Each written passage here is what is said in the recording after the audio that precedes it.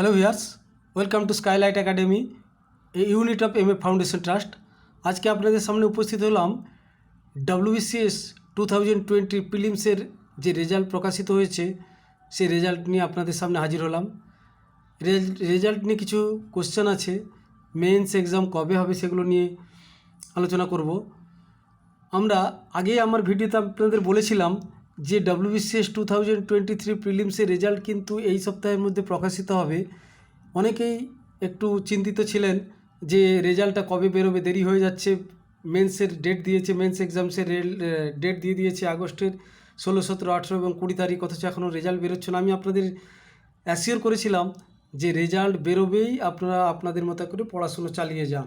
তো আজকে সেই রেজাল্ট বেরিয়েছে, আমরা দেখে নেব আজকে সেই রেজাল্ট শিটটা আমরা দেখে নেব। পিএসসি থেকে যে রেজাল্ট দিয়েছে আমরা সেখানে দেখতে পাচ্ছি যে আজকের ডেটে রেজাল্টটা বেরিয়েছে, যেখানে রোল নাম্বার অনুযায়ী সাজানো হয়েছে রেজাল্টটাকে, যেখানে 4,960 জন ক্যান্ডিডেটকে পাস করানো হয়েছে। যে কী বলা হয়েছে, roll number of 4,960 candidates who have been qualified professionally for the final written examination. অর্থাৎ এখানে বলে দেওয়া হয়েছে যে 4,960 জন ক্যান্ডিডেট যারা হচ্ছে যে প্রফেশনালি কোয়ালিফাই করেছে ফাইনাল এক্সামিনেশনের জন্য।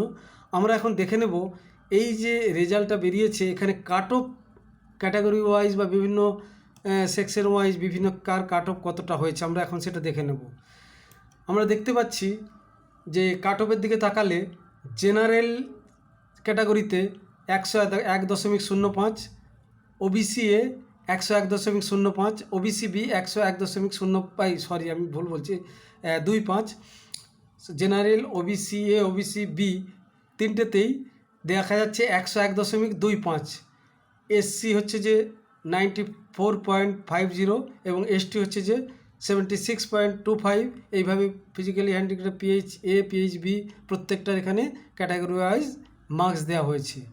এখানে তাহলে কাট অফটা যেটা আগে থেকে কল্পনা করা যাচ্ছিল যে দেখে কোশ্চেনের প্যাটার্ন দেখে যে একটু হলেও কাট অফটা গতবারের থেকে কমবে, এবং সেটা অনেকটাই কমবে। পরবর্তীতে যখন ফাইনাল আনসার কি এসেছিলো সেখানে আমরা দেখেইছিলাম যে এখানে কাট অফটা কমবে, যেটা আগে আলোচনা হয়েছিল।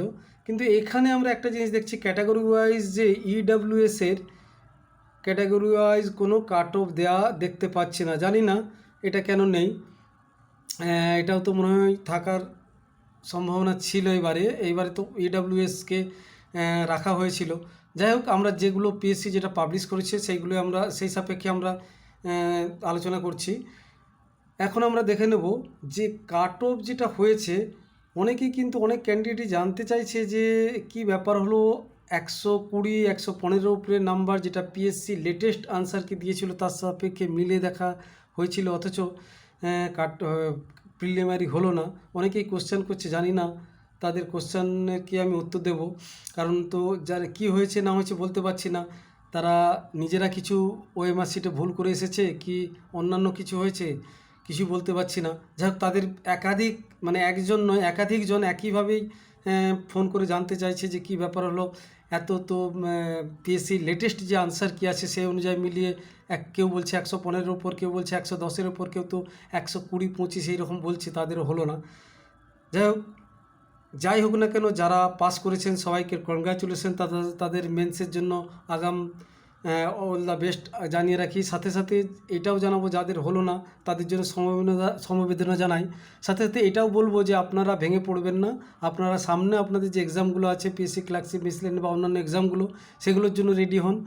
সাথে সাথে আরও বলবো যে WBCS 2024-এর প্রিলিমসের যে অ্যাড খুব তাড়াতাড়ি বেরোবে, এবং ডিসেম্বরের যে টেন্টেটিভ ডেট দেওয়া হয়েছে প্রিলিমসের সেইটাকে বেস করে আপনারা এগিয়ে যাবেন।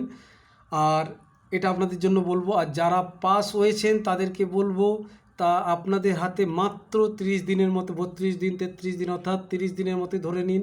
এই সময়ে আপনাদেরকে আগেও বলেছিলাম যে আপনারা রেজাল্ট বেরোতে দেরি হচ্ছে, ভাববেন না যে এক্সামের ডেট পিছিয়ে দেবে। আপনারা আপনাদের যে পড়াশোনা চালিয়ে যাচ্ছেন সেইভাবে চালিয়ে যান। আগের ভিডিওতেই বলেছিলাম, আজকেও আমি আপনাদের সেই সেমভাবে একই কথা বলবো যে আপনাদের রেজাল্ট বেরিয়ে গেছে। অনেকের হওয়ার হয়তো ছিল, হলো না, যে কোনো কারণেই হোক না কেন।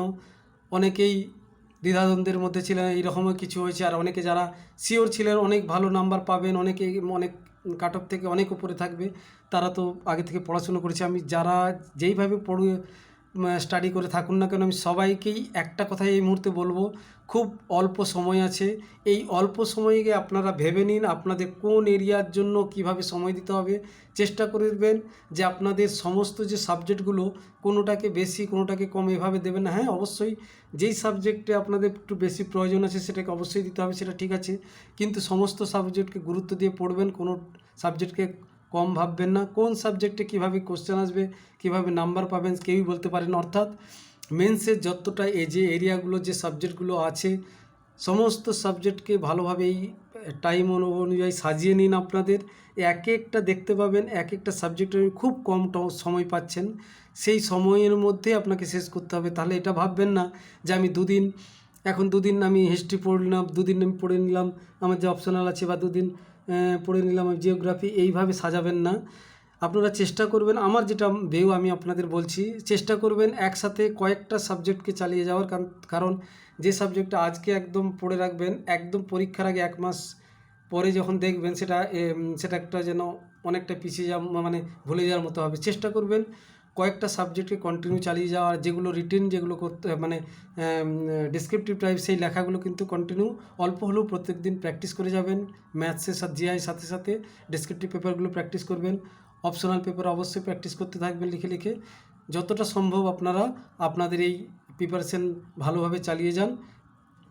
আপনাদের জন্য শুভেচ্ছা, আগাম শুভেচ্ছা রইল। All the best for mains exams. আর যারা পেলেন না তাদের জন্য খারাপ লাগছে, কিন্তু আপনারা ভেঙে পড়বেন না। আপনারা সামনের যে এক্সামগুলো আছে সেই এক্সাম সাথে সাথে WBCS 2004-এর জন্য আপনারা রেডি হতে থাকুন। আপনাদের আজকে এটাই নিয়ে আপনাদের সঙ্গে আলোচনার বিষয় ছিল।